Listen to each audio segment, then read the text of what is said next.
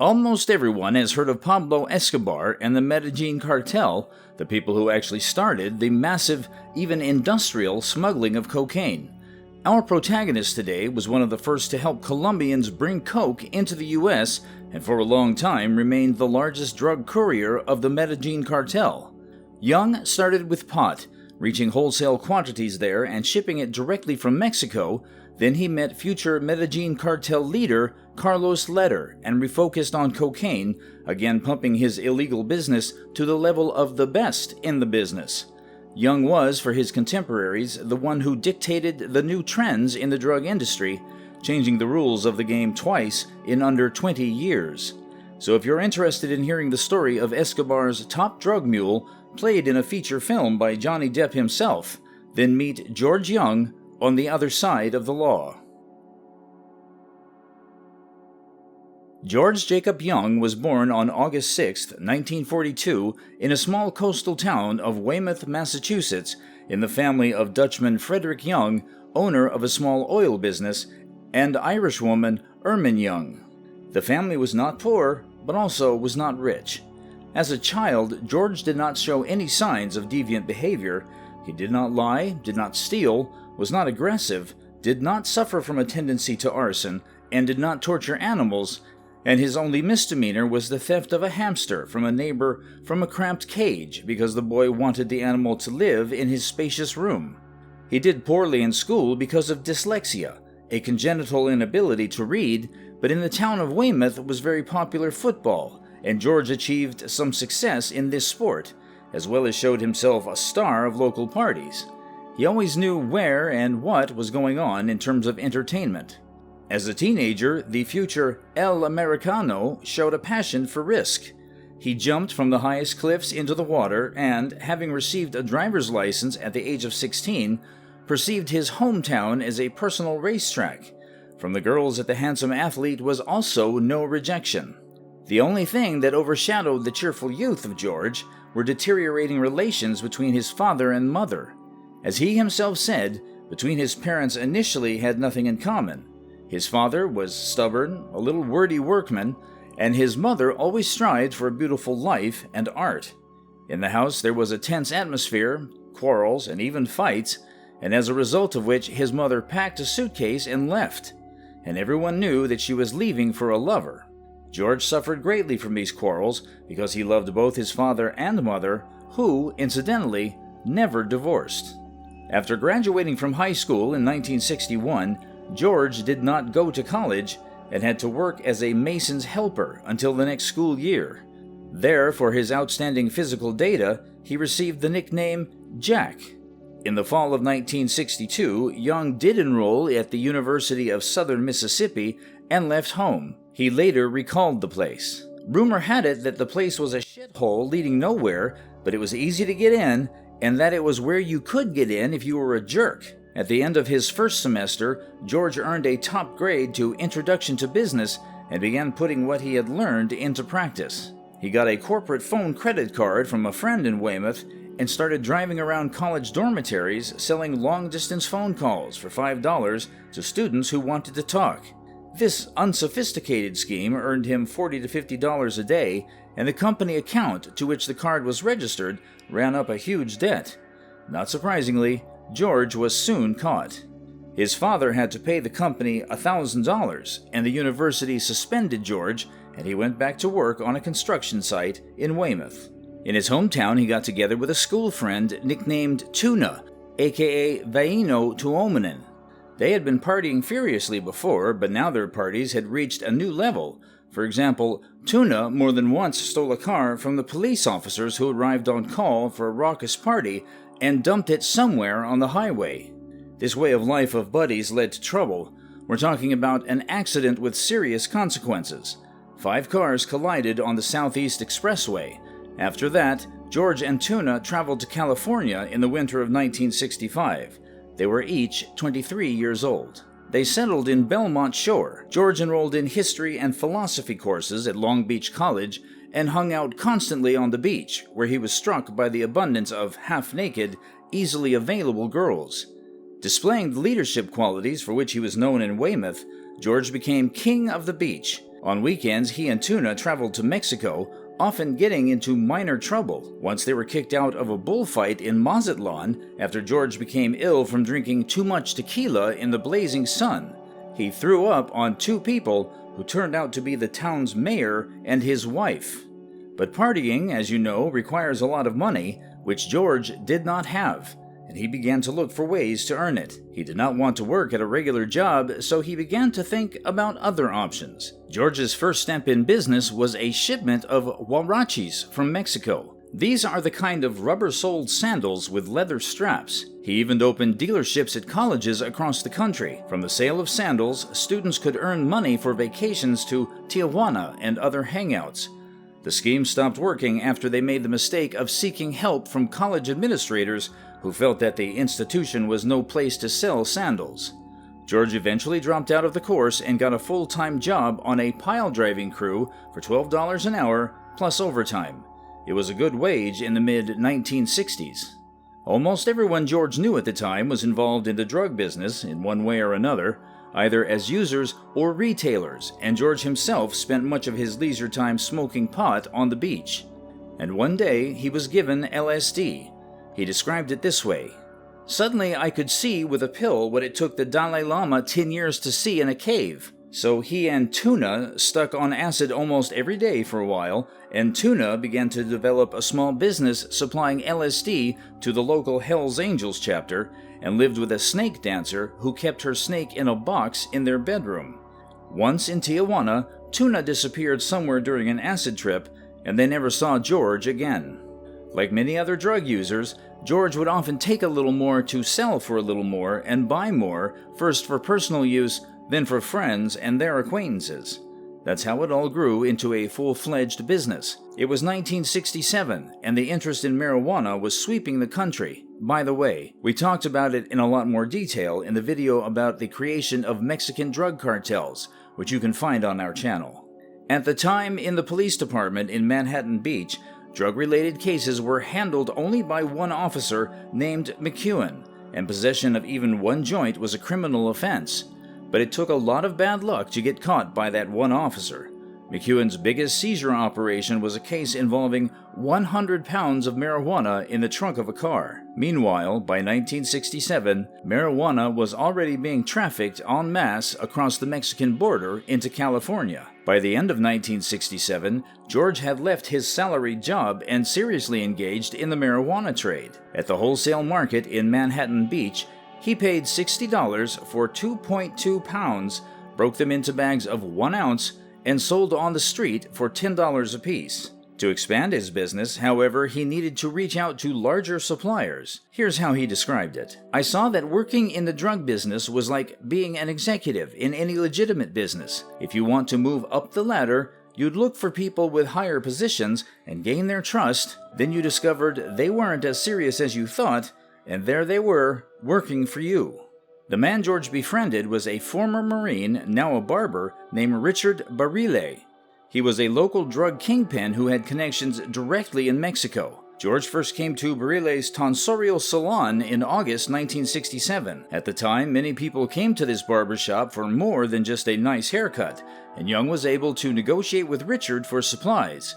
As Richard recalled, there was something about George that set him apart from everyone else, and if he wanted something, he always got it. George began receiving shipments of marijuana from Barile, who had developed a clever scheme. He would hire people to rent stash houses for him, and when he heard a shipment of 50 or 100 pounds was coming in, he would arrange for it to be delivered to one of the stash houses. Then, if George needed 10 or 20 pounds, Richard would ask someone to pick it up from the stash house and meet George to deliver the goods. Having secured deliveries, George wanted to expand his market. He didn't want to work on the street. Not only was it tedious picking up all those bags and bagging them, but there were many equally tedious small sales to be made to maintain profit levels. Wholesaling seemed like a good option in terms of remaining invisible to the law. In the early fall of 1967, good fortune came in the form of an old friend and classmate of George, Frank Shea, who, while visiting at night, noticed 2 pounds of weed in a punch bowl. Frank tasted it and was pleased with it. So he also told him that on the Amherst campus, marijuana was selling wholesale for over $300 for 2 pounds, which was 6 times what Richard Barile was charging for it, and almost as much as George was retailing it for. When I heard it, I said to Frank, "This is it, we're going into business," George later recounted. For transportation to Massachusetts, Jung enlisted his flight attendant friend Annette, who worked for Trans World Airlines and could carry any amount of luggage onto the plane without any screening. The first load consisted of 45 pounds, packed in a pair of Samsonite suitcases. Annette agreed to deliver them to Logan Airport in Boston. Frank Shea met the plane and hauled the weed across the state to Amherst in the trunk of a rented car. Business began to grow rapidly, and soon Amherst retail dealers were ordering 20 to 30 pounds at a time. Before the winter was over, however, the poor capacity of the transportation method used was causing delays in deliveries. So George raised the price and rented a Winnebago motorhome to haul shipments up to 275 pounds at a time. With a partner and no overnight stops or cafe lunches, it took him 60 hours to deliver the shipment to Amherst. To keep the product undetected, a carpenter he knew built a removable plywood partition in the van's bathroom, behind which the bags of weed were stacked. Depending on the quality of the marijuana and the price, George made between $10,000 and $30,000 per trip, which meant that after paying Richard Barile and deducting travel expenses, he averaged a net profit of between $5,000 and $10,000. This was back when a brand new Ford Thunderbird cost only $4,600, and you could rent a 5-story house in Manhattan Beach for $50,000. George drove this way for another 5 or 6 months until about May, when the roads in Amherst were completely washed out and he became something of a local star. Then he began making plans to expand his thriving business. He needed to remove the unnecessary links, the middlemen in Manhattan Beach, and the smugglers bringing marijuana across the border. He wanted to buy directly from the growers. He knew the product could be found at the point of production, even at $10 for 2.2 pounds, and by marketing it for $300, he could literally strike it rich. We were making a lot of money, but I knew we could make a lot more. So Frank and I started thinking, why don't we get our own damn airplane, fly to Mexico, and pick up the goods ourselves, George later recounted. Around that time, in the early summer of 1968, people in Manhattan Beach began calling George Jacob Jung by a name more appropriate to his status, success, and accent. They began calling him Boston George. The choice of air transportation was certainly the most successful way to get marijuana across the border. Charter companies back then didn't ask many questions about what an airplane could be used for or where it was going. There were no devices like AEW monitoring the skies over the border, and it was easy to stay out of radar range. Flying was fast and efficient. It was possible to land on a deserted strip or in a field, drop the cargo into a waiting truck, and be back in the air in a few minutes. As George soon learned, learning to fly was the easiest part of the plan. Within a month, after 30 hours of training at the Santa Monica airport, George was authorized to fly solo only in daylight and could not do anything that required instrument proficiency or radar knowledge. In fact, he learned only to get a single-engine airplane moving quickly down a runway and into the air, navigate by precise calculation, land it back on the ground in one piece, and shut off the engine. As for the airplane, he planned to lease a single-engine Piper Cherokee 6. It was known as a coffin plane, not because of the danger it posed, but because of its long fuselage and double garage-type doors that allowed bulky cargo, including coffins, to be loaded into it. This feature made it the top choice of marijuana smugglers. The plan was to take the cargo across the border and land in one of the dried-up lakes in the desert around 29 Palms in southwestern California. The lakes were about 12 miles long, and no one had ever been there except for occasional space testing. By then, George had assembled a solid team of a few flight attendants, a radio dispatcher, a pilot, and a few confidants, and they were ready to explore new horizons. The city of Puerto Vallarta, Jalisco, was producing a lot of weed by the late 1960s, and because the business was large-scale and serious, it was very unsafe for the casual person to wander the hills around Puerto Vallarta. Here's what Ramon Moreno, whom we'll meet a little later, told us. Americans sometimes come into town and ask for someone to take them to the hills. One Italian came with a lot of money and they took him to a field, buried him there, and took his money. His mother came to look for him and it took a long time. Only a dentist was able to identify the Italian. In the late summer of 1968, George arrived in Puerto Vallarta with his buddies Sam and Frank Shea. Puerto Vallarta was rumored to be a place where marijuana could be purchased in large quantities, but George and company had no idea how to connect with the sellers. Moreover, none of them spoke Spanish. They knew nothing about the town or where to go. They had no names or contacts. For weeks they hung around beaches, hotels, and bars, chatting up strangers and hinting at things they needed to get. Here's how George recalled it. There were Americans there, and understandably for a purpose, but everyone wanted to keep it to themselves. No one wanted to involve us. They had heard horror stories about Americans in Mexican prisons, so they were somewhat wary of stating openly what they were looking for, lest they fall into the hands of undercover agents from the police. Finally, the fourth week went by and everyone got very angry. We couldn't get through to anyone. We were running out of money, George recalled. They were already thinking of going home when a small yellow Volkswagen stopped in front of them one afternoon, and a girl stuck her head out of the window and said, "Get in the car, guys. I know what you want." She drove them to the foothills. She said she worked for people who had been watching us in town for a few days and wanted to see if we could do business, George said. That's how they met Ramon and Sanchez. By happy coincidence, Ramon was just about the only person in the mountains who spoke English. George promptly told them he had an airplane and asked if the distinguished Mexican businessmen could provide them with 400 or 500 pounds for transportation to California. Sanchez said he could supply us with as much as we could carry, as much as 2,000 pounds, George recounted. They made a deal that George would pay $25 for 2.2 pounds, which he knew, because of the high quality of the product, he could sell for $150 or more in Manhattan Beach, and double that if he took it to Amherst. However, the expense of a month's stay in Puerto Vallarta drained their finances, so Sanchez agreed to give them 660 pounds for the first time, taking payment only after they were sold. In return for the favor, George agreed to sell another 220 pounds for Sanchez himself at the current price in the United States. This deal meant not only that George had gotten the goods on trust, but in essence that he had acquired a Mexican partner. An overjoyed George flew back to Manhattan Beach to get the airplane, while Sam and Frank stayed in Mexico with Sanchez and Ramon as guarantors. The plan was that George would fly to the Puerto Vallarta Commercial Airport, spend the night, fly out again the next day, land in Punta de Mita to pick up the goods, and then fly back.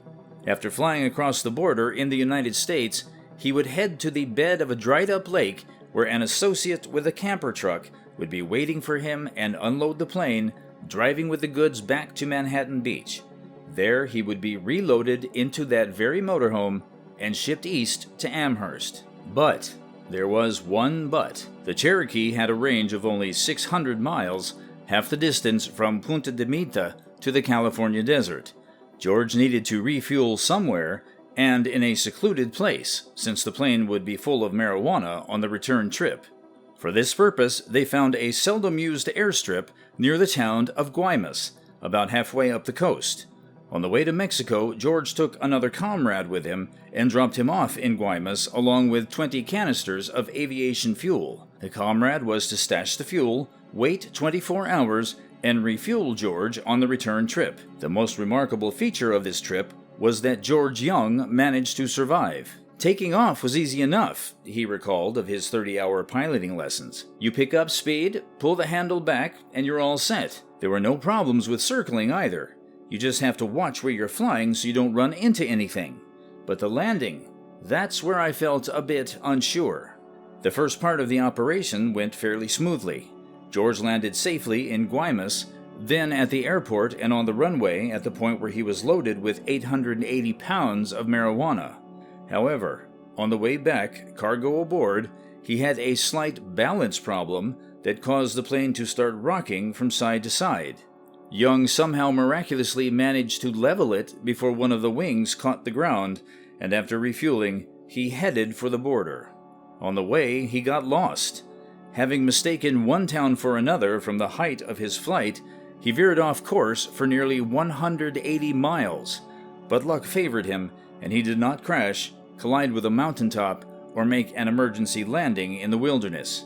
He found the same dried-up lake where his van was already waiting for him. "I'll never forget what it felt like to finally come down to earth. I've never felt anything like that in my life," George recounted. After that, he never piloted the plane alone again. In early 1969, George's team moved their office to Puerto Vallarta. They rented a huge villa in the deserted area and lived large. Now, every 5 or 6 weeks, Greg, a hired pilot, would land an airplane there and then fly off with a new load for the happy Amherst students. But things changed dramatically in the early 1970s as marijuana began to enter the United States from countries other than Mexico. The increased supply led to increased competition among dealers. Quality and price began to be critical. The market changed. The buyer now controlled demand by being able to choose the dealer. Increased competition meant that suppliers like George no longer owned the situation, so they had to develop marketing skills. George came up with a trick to maintain his market share. He would buy blue beads from tourist stores in Puerto Vallarta and scatter them among his merchandise, telling the salesman in Amherst to tell them that this stuff came straight from the Indians and had beads from their secret rituals in it. Soon he heard students at Lord Jeff's bar discussing the special Indian beads sometimes found in bags of weed. "Great weed," they said. "You'd be lucky to get some." By 1970, George's group was close to splintering under the general strain. Sanchez, Ramon's boss, who had overdosed on LSD and been sent to a mental institution, was the first to get out of the business, while others were dizzy with easy money. Jung estimated that he and his crew were making anywhere from $50,000 to $100,000 each month.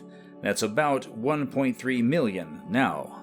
Until 1974, the business was expanding. George was making new acquaintances and connections, and money was immeasurably plentiful. However, he was arrested in Chicago in 1974 while handing over 660 pounds of weed. George was planning to expand his spheres of influence and had reached out to people in that city. His arrest was accidental. The police were actually investigating heroin trafficking, and one of the criminals they caught was just the person George was supposed to pass the weed to. On trial, George pleaded not guilty and got out on bail, continuing his business and refusing to expand into Chicago for the time being. He escaped justice quite successfully for a while, as marijuana cases were not a priority. He was tracked down by the FBI agent Trout when George came to visit his parents. As George himself suspects, it was his mother who turned him in. She was the one who called the police. When George arrived at Danbury Prison, he was 31 years old. He was sentenced to 4 years in prison, and who would have thought that prison time could be fateful? In the mid-1970s, there was no such thing as the Medellin Cartel. At the time, it seemed incredible that a handful of petty thieves and crooks from a town high in the Andes that few Americans had ever heard of could create an enterprise that had grown into the most profitable and ruthless criminal empire in the world. In the United States in the 1970s, the war on drugs was fought primarily with heroin, but its use very rarely went beyond ghetto boundaries. Cocaine and marijuana were not considered dangerous substances because they did not lead to serious social consequences such as crime, emergency room hospitalization, or death. Demand for cocaine came from bohemians, rock and roll stars, artists, Hollywood actors. It was expensive because it was imported mostly by couriers, who could not physically transport much. In all of 1974, the U.S. Customs Service seized only about 900 pounds. No one could have predicted that in the near future, cocaine would begin to arrive in such large quantities that it would have to be transported from one place to another in motorcades of trucks rather than in the asses of a dozen couriers and the mad money generated from street sales of the drug would make the cocaine business one of the industrial colossi of the world.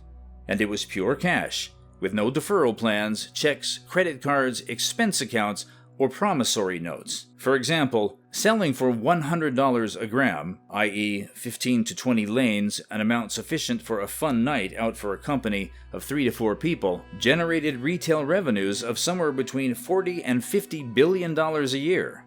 But by 1985, near the peak of cocaine use in the U.S., those revenues made the cocaine business the 6th largest private enterprise on the Fortune 500 list. Not the least of the cocaine boom in the 1980s was George Jung, who would not have succeeded if a Colombian named Carlos Lehder had not been assigned to his cell. Carlos Lehder was not even 25 when he entered Danbury in 1974. He was the son of a German engineer named Wilhelm Lehder, who had left his native Germany in the late 1920s, started a construction business in Colombia, and married a Colombian woman named Helen Rivas. His parents divorced when he was a child, and Carlos was raised by his mother. They lived in Armenia, about 125 miles south of Medellin. When he was a teenager, his mother took him with her to New York City, where she settled in the Queens neighborhood. Lehder's older brother Guillermo stayed on to run the family car dealership in Medellin. The showroom was in the business of selling cars stolen in the United States. The import tax on cars was 100% at the time, so it was cheaper to steal a car in the United States and bribe a Colombian official. Lehder specialized in stealing Chevrolets, which is what he was arrested for. He was sent to Danbury for 20 months until the early winter of 1976. Lehder and Jung quickly found common ground. Carlos explained how cocaine was produced in Colombia from the plantations in Bolivia, to the transportation of the coca paste to the labs, to the subsequent transformation into that crystal-clear snow, cocaine hydrochloride. Listening to Carlos's stories on his bed in Danbury, George understood about as much as he did in his high school chemistry lectures, which wasn't much.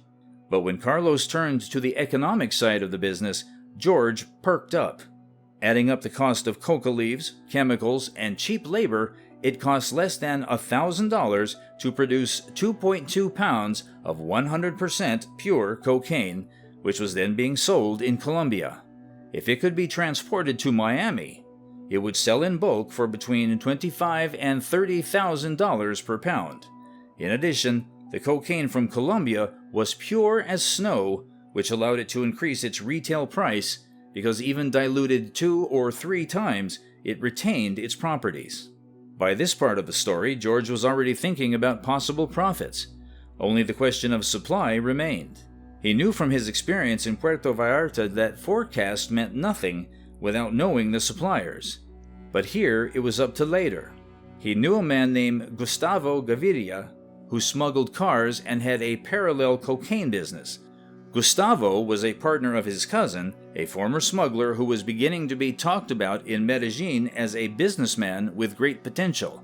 The brother's name was Pablo Emilio Escobar Gaviria. You can watch a separate video about him on our channel. In America, meanwhile, the demand for cocaine began to grow. By 1974, public opinion polling data showed that 5.4 million Americans over the age of 18 had snorted cocaine at least once. On their own, Colombians were unable to fully capitalize on the potential of this growing market. Few of them spoke English, they stood out strongly in the crowd, and they knew nothing about the West Coast. Clearly, there was a need for a reliable link to the U.S. that Colombians could trust, a middleman who knew not only how to get goods safely into the country and in much larger quantities than had hitherto been done, but also had access to a distribution network capable of supplying all impatient customers. Now it was George's turn to narrate. He recounted in detail his experiences in the marijuana business, airplanes flying below radar, refueling points, convenient and deserted places to land and unload. In his opinion, bringing cocaine into the country was not a problem, and transporting it was even more convenient. It took up less space and did not have the same odor as marijuana. In addition, he noticed that many of the dealers who bought pot from him had started selling cocaine as an additional income, but could not do so on a large scale because the product was scarce. Nevertheless, the dealers were building up a customer base and were willing to increase their market. George told Carlos that he knew a guy, a barber, who was connected to the LA entertainment industry and who knew rock stars and movie stars. He'd be happy to get a few tons of pure cocaine. He did not, however, give Carlos Barrile's name. Compared to his alleged cocaine profits, George's pot profits looked ridiculous. It turned out that importing 660 pounds of 100% pure cocaine in Colombia would cost them $180,000, and in the US, it would be worth about $15 million wholesale. It should be noted that this was a huge volume for the times. But Jung didn't want to prepackage and distribute anymore. He knew very well that 95% of arrests in the drug business happen when you sell to a rat. So he decided to only transport. So they would charge the Colombians $10,000 for 2.2 pounds for transportation alone. Hauling 660 pounds a month would result in a profit of $36 million per year. All of a sudden I realized I had the world by the balls, and I just needed a little patience and I would become so damn rich it was unbelievable, George says. Have you ever felt something like that? I couldn't believe it, that here I was, a kid from a shitty town like Weymouth, smuggling in lousy marijuana, and I thought it was money. And then, all of a sudden, I realized I was going to have millions of dollars. I wasn't just put in jail, I was given a gift. Thank you, federal government. Thank you, damn FBI. In 1975, George got out of prison and went to live with his parents in Weymouth. Despite all his Danbury bravado and bragging about his great connections, George harbored some doubts about how he was actually going to move the cocaine shipment. George called his old pal Richard Barrile at the Tonsorial Saloon in Manhattan Beach to discuss the potential for a cocaine market in Los Angeles. Richard said he wanted to hear more about what George had in mind, but didn't provide details. He said things were going very well there, but he couldn't name any prices. I was just a failed marijuana smuggler to him. I don't think he took me seriously, George recalled. There seemed to be almost no demand in California. The cocaine that could be obtained was of such poor quality, diluted so much that people preferred it to methamphetamine. Then George called Carlos in Colombia, and he told him that Jung needed to fly to him to discuss everything in detail. George realized that it was unwise to make such a trip himself since he was on probation, so he turned to Frank Shea, who had earlier advised him to sell weed in Amherst. He was perfect for the role, as he had never been arrested and knew what it took to be a successful flyer. So Frank traveled to Medellin. The next day he called George from there and told him that now they had definitely hit the jackpot. George expected the flights to start immediately, but the Colombians were not ready for such a rapid development and agreed only on a trial run. Carlos's plan was to carry 33 pounds. He told George to go out and buy 15 Samsonite hard suitcases, 7 blue and 8 red. Then 2 women were to be found to act as couriers, get on a plane with half the suitcases, and fly to the island of Antigua in the Caribbean. It was a popular resort where planes flew to all the time. Next, George needed to put the couriers in a hotel where Carlos, Frank, and Carlos's partner named Cesar Tobin would also be staying. Once the couriers arrived, Carlos was to go to their room and replace the imported suitcases with double-bottom suitcases he had brought from Medellin. Each would contain 6.6 pounds of cocaine. The couriers must necessarily be women, tanned and beautiful, like school teachers on vacation, preferably unaware of what they are transporting. Their luggage should be stuffed with resort wear and souvenirs from the island. There was to be no fear or anxiety, for customs officials had a dog's sniff when it came to smuggling. For this endeavor, George took his recent acquaintance Betsy and Frank Shea's girlfriend named Winnie. Everything went as smoothly as possible. George drove them to the airport. Betsy and Winnie flew to Antigua, checked into a hotel, and met with Frank, Carlos, and his friend. 5 days later, the ladies returned to Betsy's house, but without their bags. They didn't want to take 8 pieces of luggage with them on the bus from the airport, so they deposited their suitcases in several lockers at the bus station in Boston. "A bus station in Boston?" yelled George when he heard about it. He later recounted, "The only thing that's really important in the drug business is to stay in control. You always have to be aware of what's going on. At that point, I lost it. $300,000 or $400,000 worth of cocaine that I could be killed for if I got lost, and they left it at the fucking bus station." Those fucking safe deposit boxes were constantly being broken into, and the police would periodically check them with dogs. George took the already remorseful Betsy with him and quickly drove to Boston to retrieve the bags, which were safe and sound, and brought them to Betsy's house. After opening all the suitcases, George repackaged the cocaine into 1-pound bags, wrapped them with duct tape, and then placed them in heavy waterproof bags. After dark, he took them out to the vacant lot behind the house and hid them in one of the drainage pipes lying in the weeds. One of the rules he'd learned in Danbury was don't keep drugs on your property. If the shipment was seized, the police would have a hard time proving it was yours. After the deal, George was due 11 pounds of product, so he put 2 ounces of cocaine in a plastic bag and drove it to Hyannis, where a known dealer, Mr. T, lived. No one was home, so he slipped the bag under the mat by the back door and called the dealer from Betsy's house, telling him he had left him a small gift to try. Mr. T was an experienced dealer, so he began testing the cocaine the one known way, by melting it on a special tile with a thermometer. Laboratory pure cocaine hydrochloride melted at 195 degrees Celsius. Street diluted coke melted below 100 degrees. High-quality powder, on the other hand, has a melting point of 160 to 170. Mr. T put some of George's coke on his stove and started heating it. The thermometer went higher and higher. When the cocaine finally began to melt, the thermometer reached a temperature of 187 degrees. George got a call back about 15 minutes later. Mr. T had a hard time keeping his cool. He said, "Gosh, where the hell did you get that thing?" "That's when I realized we really had something," George recounted. He sold his share to Mr. T and received $235,000. But it was a mere pittance compared to the flood that would come flooding in on him in the near future. He would have to store the cash in basement air ducts, turning off the heat in some parts of the house so as not to scorch the liquid assets.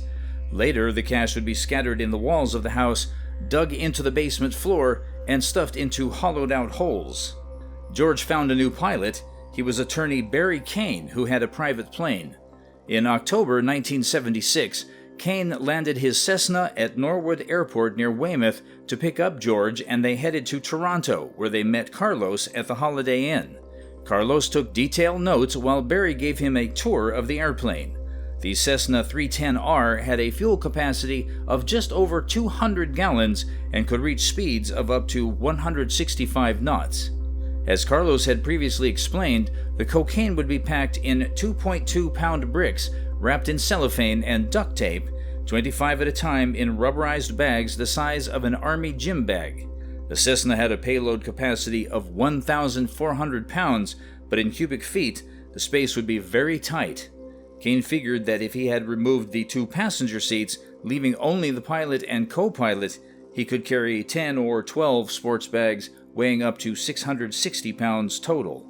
The planned air delivery of 100% pure coke was a feat that would bring in a staggering amount of money, even by today's standards. One 2.2-pound brick at the current retail price of $1,000 for 35 ounces, taking into account the subsequent 2-to-1 dilution, would have brought in $300,000 per brick, of which there were 300 on board.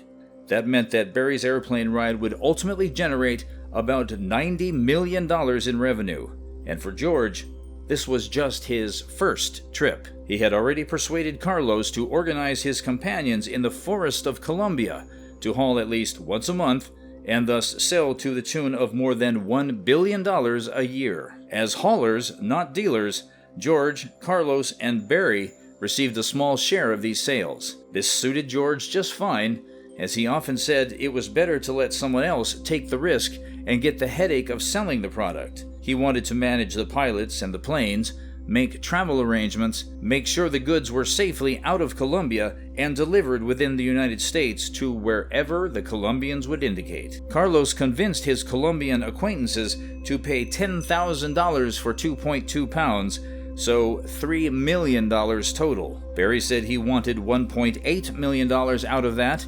Not only was he doing most of the work and in his own airplane, but, as he soon explained, he was also bearing the cost of hiring people and bribing officials.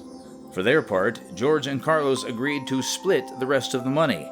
That amounted to $600,000 each, essentially for making a few phone calls and setting up a couple of meetings. This was 1976, when that amount of money could buy 60 BMW cars, when a man with $1 million could legitimately claim to be rich. George saw his own motorized sailboat gliding on the horizon and the beaches and cafes of the Costa del Sol outlined. To pick up the goods, Kane was to fly to an airstrip on the ranch near Medellin, spend the night there while the plane loaded, and fly out the next day. Carlos acted as liaison. As for the flying part, Kane foresaw a number of interrelated problems here, for which he asked for a large share of the profits. So his plan was to fly from California to Nassau in the Bahamas, thence undetected to Medellin on Friday night. To avoid being spotted, he would signal that he was headed for one of the islands, but instead would fly the other way below radar. He would land, load the plane, and return to Nassau on Saturday. Kane had a friend in Nassau named Nigel Bowe, a lawyer who knew everyone in the Bahamas, from the Prime Minister to the head of state security.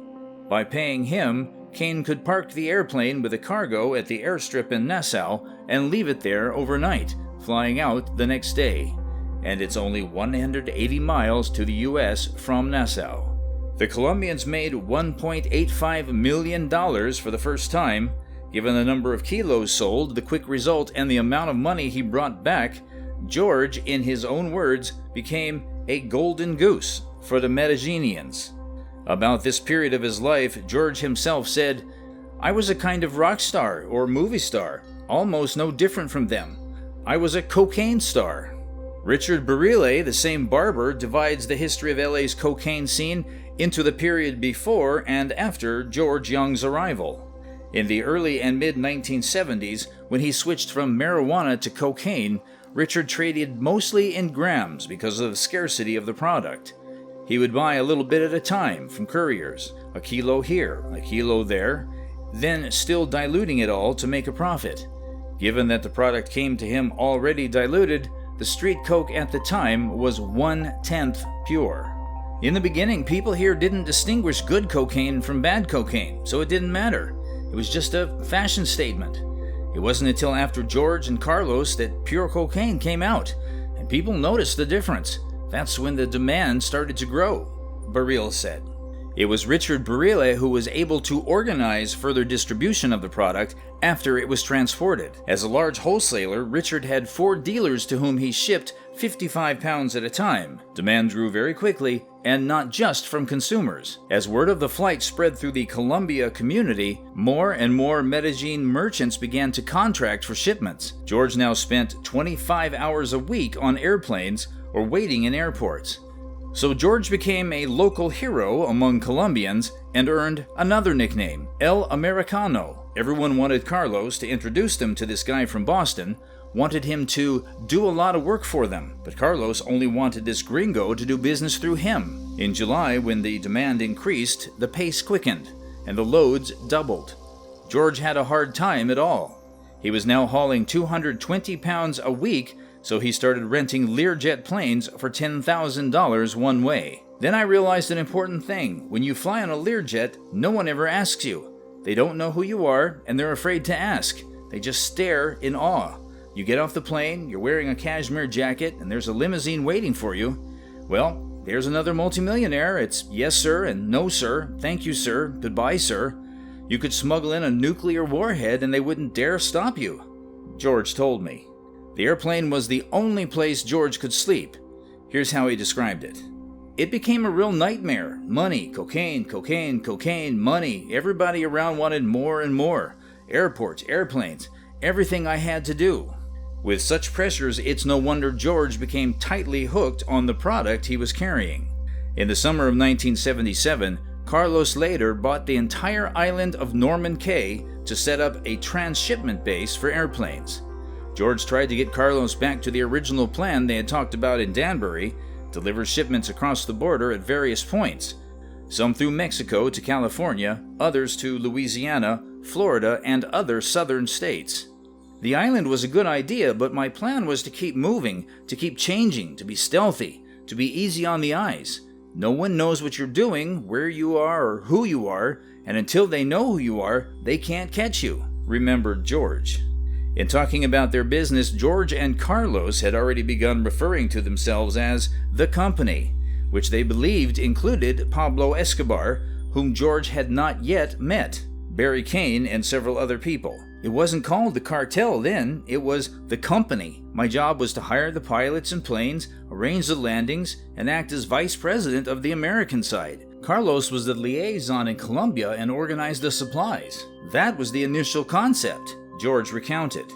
However, trying to rein Carlos in after he settled on Norman Cay was unsuccessful. Money is power, he said, and he had an unlimited amount of power, George recalled. He wanted to use it to liberate the people of Colombia. He said about 87% of all arable land belonged to 12% of the population. Women would sit on the steps of the church and deliberately mutilate their children to make them beggars. He wanted to take over the country and give the people back their land. I told Carlos that power corrupts people, and eventually he would become the man he hated so much. In the end, though, George lost to Carlos's revolutionary rhetoric and simply stopped arguing with him. When a 28-year-old guy tells you he's going to take over the country, what can you say to him? That's what I didn't care about. I wanted one thing. I wanted cocaine and money. That's all I wanted. Carlos wanted a show. I decided I didn't want to see the last act of this play, George said. A few months later, it became apparent that things were taking a bad turn. Carlos begged George to introduce him to Richard Barile and began working directly with him, and George went out of business. George now went to parties with Colombians where he was the only American, and the subject of Carlos invariably came up. Everyone discussed what a big shot Carlos had become and how he had swindled George, even though without George he would not have succeeded. This went on until early 1978, at which point George called Carlos at the Holiday Inn in Nassau, where he stayed when he wasn't on his island, and said he would come over to talk things over. At this meeting, Jung realized that Carlos had changed a lot and that he was no longer in danger. In parting, George threatened, "You're going to pay for this. You and Barile and all the others will answer for this." In the late fall of 1977, George's Colombian wife, Myrta, rented a house in Eastham, and for the next 9 months they lived in relative peace until George met a smuggler pilot named Hank and decided to resume operations. In the fall of 1978, he had a daughter, and that same fall he met Pablo Escobar in person to reestablish the supplies that Carlos had interrupted. Indirectly, he knew Pablo Escobar, and through his Colombian wife, he put his plan into action to establish supplies personally through Escobar by visiting him in Medellin. A couple of months earlier, he had already checked into the Continental Hotel in Medellin, from where he was picked up by Carlos's brother and taken to Escobar's ranch. In addition to strengthening his relationship with Pablo, George cherished a plan for revenge. After all, Escobar knew I was feuding with Carlos. Now I was traveling alone to Medellin, the heart of the empire. I wanted to show that I wasn't afraid of Carlos. I felt it was a hell of a risk, but I would solidify my status. I guess I wanted to get my respect back. The car drove through the gates of the ranch with the Piper Cub airplane that soon became famous. The car was stopped by bodyguards with guns, and George was escorted down a long dirt road to a large one-story building with a tile roof. George was ordered to wait in the living room and was soon escorted into Pablo's office. Pablo's English was about as good as George's Spanish, and so they struggled to carry on a conversation in both languages. Pablo was gracious and said that he and George had a lot of work to do, and that he had a lot of respect for his bravery. The first day at the ranch passed without incident, but on the second day George saw murder for the first time in his life. A man was brought to the ranch who had been leaking information to the police, and after an angry speech, of which Jung could only make out rata, meaning rat, and maleta, another swear word, Escobar shot him himself. in George's presence. It took Jung a great deal of effort to keep his composure. Afterward, Pablo said goodbye to George, and Jung was relieved that Escobar did not consider him a maleta. Carlos, at the same time on the island, went completely insane. He forcibly removed all the locals. Those who didn't want him to leave were killed. Planes landed and took off almost around the clock. The runway was guarded by about 20 Dobermans kept in pens along it, and bodyguards regularly patrolled the island in their jeeps. George also heard stories of wild sex parties. Prostitutes were brought in from Nassau and Freeport to entertain the local men, and they ran everywhere naked. And Carlos himself had recently become addicted to smoking crack cocaine and got high a lot. A little later, George miraculously escaped death by a bomb in his car, most likely planted by Carlos. Since this would enhance his reputation among Colombians, George decided to strike back directly at Norman Cay Island. He found trusted men and planned to attack the island, but this was discovered by his wife and other Colombians, who began to dissuade Jung from such a rash act, as it would cause real clan wars. In the late summer of 1980, almost a year and a half after he called off the attack on Carlos, George attracted the attention of the police. Ironically, the situation arose after he had reconsidered his lifestyle and decided to live more modestly. On August 2, 1980, police officer William McGrill took up George Jung's case. He had been tipped off by local Eastham residents concerned about the number of expensive cars on the street. At that time, there were only 15 narcotics officers in the state police, and only 5 of them, like Billy McGrill, worked as undercover agents. McGrill was walking on the private beach at Jung's house until Jung spotted him and asked him to move his boat. George then invited him into the house, where he began asking questions, and McGrill identified himself as Billy Sullivan and lied that his wife had recently died and he was looking for a secluded spot on the beach. Jung and Myrtha took pity on him and allowed him to stop by. So McGrill became George's assistant of sorts. He went with him to the stores, drank, and listened to his endless tales. George, however, never told anything that could be used as a basis for arrest. There was no trace of cocaine in the house. Many stories were discussed, trips with cocaine, trips with marijuana, but there were no offenses other than the stories.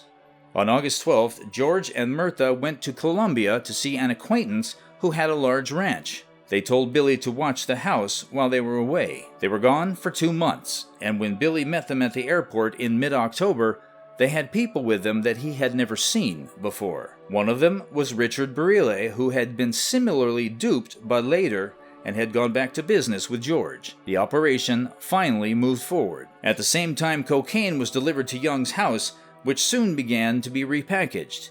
That's when the cops, whom McGrill had called in advance, arrived and arrested everyone present. George later recalled the arrest this way: "I was very excited at the time, and it took me a while to realize what was going on. I thought, this is such a small shipment of cocaine after all. How could you get arrested for this? They didn't know, but there was 100 pounds of cocaine in the chimney and $300,000 in cash behind the medicine cabinet. But then I saw the cops pull 2-year-old Christina out of her crib, and that's when I got sad." The lot was indeed small, but there was still enough in it, under the new law, for George to be awarded 10 years without parole. The lawyers were able to get him bail, however, and he hurried to his home in Eastham. Jung pulled cash from every nook and cranny, except for a small traveling money bag. He, Myrtha, and the children took no clothes or other belongings with them, fearing that the house was being watched, for he was scheduled for a rearraignment in front of the Superior Court in the morning, which he had no intention of attending. The last time George had been wanted, he had been young, free, mobile, not even 40 years old, and unencumbered by a wife and 2 children. They traveled to Miami, where, through contacts among Colombians, they found a safe apartment. Myrtha disliked it enormously. She got hooked on crack and hard liquor, and one day set the apartment on fire. George managed to get her and the kids out, but all his bank receipts and forged documents to withdraw money were lost in the fire. To survive this blackout, George found himself another plane and pilot and arranged to transport 1,100 pounds of Escobar from a mountain airstrip between Medellin and the coastal Barranquilla. Back in America, George was constantly fighting with Myrtha. One night they were driving home and Myrtha started a scandal while driving and started hitting George. He tried to hold on to the steering wheel, but Myrtha wouldn't budge and he had to break her nose to calm her down. There were 2 police officers in the car right behind them. They were pulled over, and Myrtha started yelling, "He's a goddamn cocaine smuggler. He's wanted by the Massachusetts police. Put that motherfucker in jail." Jung was handcuffed and taken to the police station. "I knew I was in serious trouble for running away, but as far as prison was concerned, I wasn't worried. I knew Myrtha wouldn't bother me there," George recalled. George served a year and a half in Massachusetts.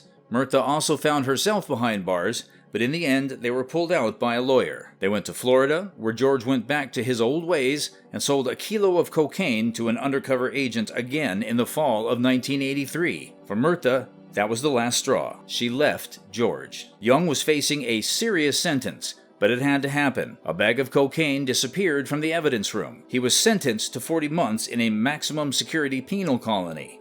At the end of the first year, he was sent to a special type of institution, a forest colony in Plymouth, which had no fence. No fence at all. It was thought to make prisoners feel better about themselves. George just walked out of there and went back to work. It was 1985.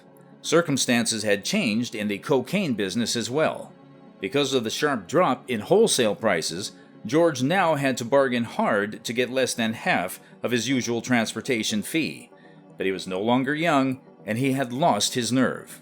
George came upon an old buddy of his, a pilot named Cliff, with whom he had once hauled pot from Mexico.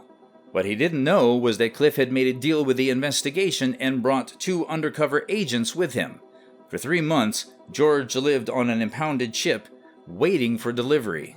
When the goods were finally in place, George was arrested again by those he thought were his friends. The agents literally had to wake him up. He had fallen asleep on bags of cocaine. They walked up, pointed their guns at George, woke him up, and said, "George, you're under arrest." George, on the other hand, doesn't remember the agents being so gentle. "I woke up and I see all these guys pointing guns at me. There were about 20 of them coming from all directions, and they look like they can barely control themselves." The operation was long considered the largest cocaine seizure in the department's history, nearly 1,000 pounds of cocaine. El Americano was taken to the North Dade Detention Center. This was a county facility that rented out cells to hold federal prisoners. On December 4th, 1987, at 1:15 a.m., Carlos Lehder was arrested.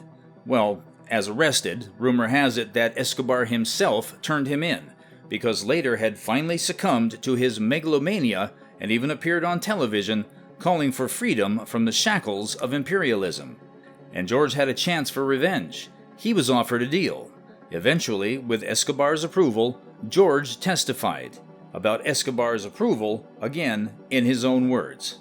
The trial, held at the U.S. Courthouse in Jacksonville, can safely be called one of the most colorful events in the city's history. Parking was banned on all adjoining streets, snipers patrolled the roof, and bomb-sniffing dogs walked the hallways. In his 3-hour opening statement to the jury, the prosecutor stated that Carlos Lehder had as much to do with the transportation of cocaine as Henry Ford had to do with automobiles. George spent 3 days testifying about Carlos, which took up 564 pages of transcript. He recounted everything from their meeting in Danbury to the altercation in Nassau. The verdict came on May 19th.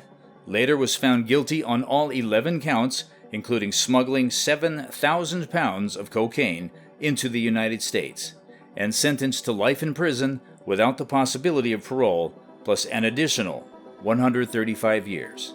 Carlos is still alive today, even more so in 2020, when he was released from prison and left for his historic homeland, Germany, with the assistance of German authorities.